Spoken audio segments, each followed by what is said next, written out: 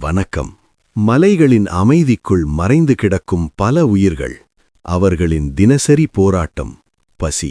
சாலை வசதி இல்லை. மருத்துவ உதவி எட்டாத தூரம். வயதான உடல்கள். ஆனால் உள்ளத்தில் இன்னும் ஒரு நம்பிக்கை.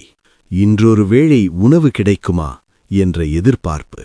அந்த எதிர்பார்ப்பை நம்பிக்கையாக்கி, அந்த நம்பிக்கையை அன்னமாக மாற்றி சேவை செய்து வருகிறது மென்மை ட்ரஸ்ட்.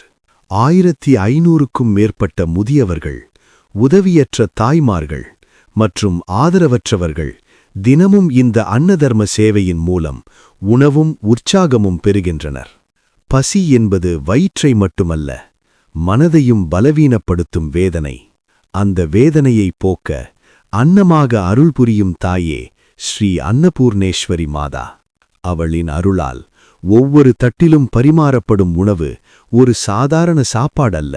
அது கருணை, அது அருள், அது ஒரு உயிரின் வாழ்வாதாரம். ஒரு வயிறு நிறைந்தால் ஒரு மனம் நிம்மதி பெறும். ஒரு மனம் நிம்மதி பெற்றால் ஒரு வாழ்க்கை ஒளி பெறும். அன்ன தர்மமே உயர்ந்த தர்மம். மனித சேவையே இறை சேவை. மென்மை ட்ரஸ்ட். சேவை தொடர்கிறது. வணக்கம்.